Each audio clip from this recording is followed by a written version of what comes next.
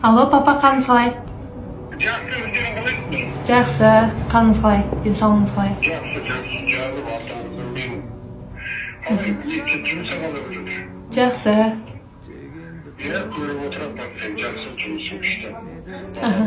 Өзің алғысын алып жатсаң, жаным артыңыздан еңбегің жемісін жеп.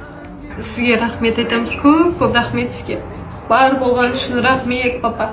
Папа деген сөздің қадірін білген үшін рахмет, сезінген үшін рахмет, сондай сөзді.